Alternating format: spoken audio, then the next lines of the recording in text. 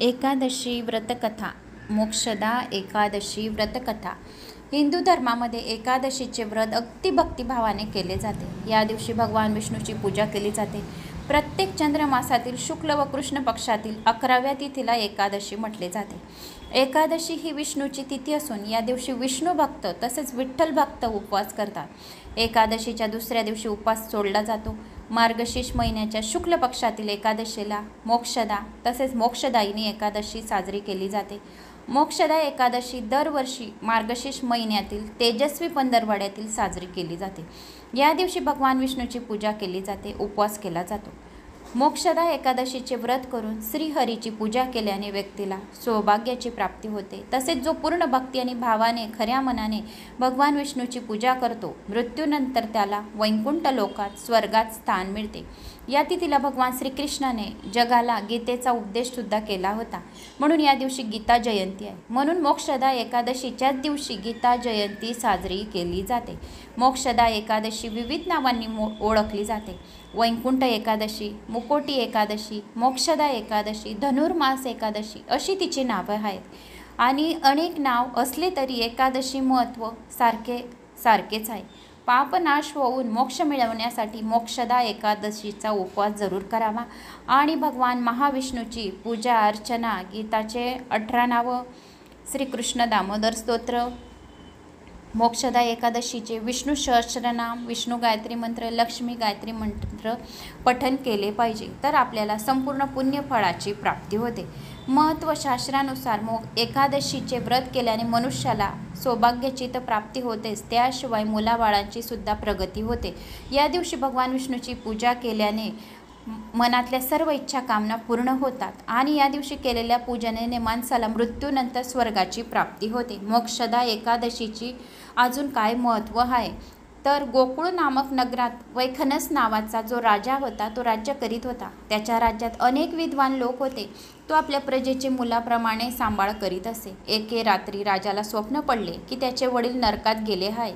दुसऱ्या दिवशी उठल्यापासून राजा अस्वस्थ झाला की आपल्याला स्वप्नामध्ये आपले वडील नरकात पडलेले दिसले. राज्यातील मान्यवर ऋषींसमोर त्याने आपले सर्व दुःख कथन केले. स्वप्न सांगितले. आपल्या वडिलांना नरक यातना भोगाव्या लागत आहे, ही कल्पनाही आपणाला सहन होत नाही आहे असे त्याने ऋषींना सांगितले. ऋषींनी त्याला पर्वत ऋषीकडे शंका निरासन करण्यासाठी पाठवलं. राजाने पर्वत ऋषींची भेट घेतली. त्यांनी ध्यानस्थ होऊन राजाच्या वडिलांचे प्रारब्ध पाहिले आणि राजाला भाकीत केले. राजा, तू पाहिलेले स्वप्न अगदी खरे आहे. तुझ्या वडिलांकडून अजाणतेपणे झालेल्या कुकर्माचे फलित म्हणून त्यांना नरक यातना भोगाव्या लागत आहे. राजाने विचारले, गुरुदेव, त्यांच्या यातना कमी व्हाव्यात म्हणून काही उपाय नाही का? तेव्हा गुरूंनी राजाला मोक्षदा एकादशीचे व्रत करायला सांगितले. गुरुच्या सांगण्याप्रमाणे राजाने ते व्रत केले आणि त्याचे पुण्य त्यांच्या वडिलांना म्हणजे पितृंना द्यायला सांगितले. जर आपण एकादशीचे व्रत केले, हातात संकल्प घेतला, पाणी घेतलं आणि आपल्या एकादशीचे व्रत केलेले आपल्या पितृंना दिले तर त्यांना मोक्षाची प्राप्ती होते आणि घरात बरकती राहते. तर त्यांनी तसंच केलं. मग गुरुच्या सांगण्याप्रमाणे राजाने ते व्रत केलं. त्यांच्या वडिलांची कुकर्मातून मुक्तता झाली. त्यांनी स्वप्नात येऊन पुत्रांचे आभार मानले. तेव्हापासून राजा दरवेळी ते श्रद्धेने एकादशी, मोक्षदा एकादशी व्रत करू लागले. अशी ही कथा एकादशीची महत्त्व होते तर ते तुम्हाला मी सांगितले. तरी मोक्षदा एकादशीचे व्रत दशमी तिथीपासून सुरू होते तर द्वादशी तिथीला समाप्त होते. एकादशीच्या रात्री जागरण करणे, भगवान विष्णूचे नामस्मरण करणे, विष्णू सहस्रनाम म्हणणे आणि गाईच्या तुपाचा दिवा लावणे विष्णू भगवानांसमोर हे अत्यंत महत्त्वाचं आहे. मोक्षदा एकादशीच्या दिवशी उपवास ठेवता येत नसेल तर या दिवशी भाताचे सेवन करू नये आणि तुलसीला एक दीपदान नक्की करावा. ओम नमो भगवते वासुदेवाय नमः या मंत्राचा जप करत करत दीपदान करावा.